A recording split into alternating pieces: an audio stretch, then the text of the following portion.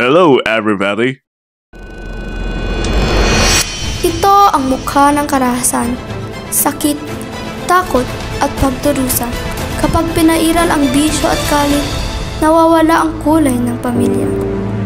Si Jeron, dati siyang isang simpleng ama, pero nang marunong siya sa alak at sigarilyo, unti-unti siyang nagbago. Hindi na siya man nakikinig sa payo ng iba, at sa halip, galit at pananakit ang napunta sa kanya.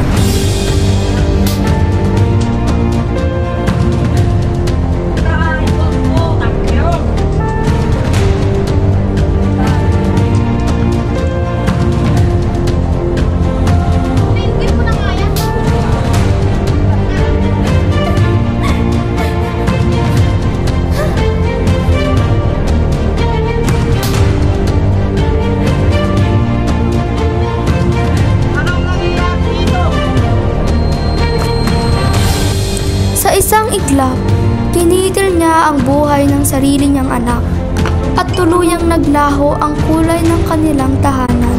Anong nangyari sa'yo, bro? Oh, bro. Ano nangyari sa'yo? Ano nangyari ka? Magbabago na ako.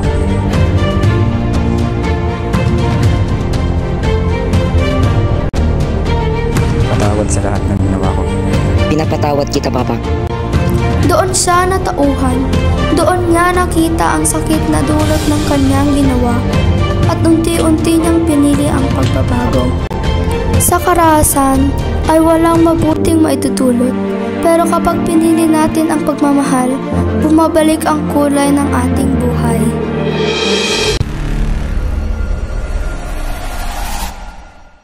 Thank you for watching.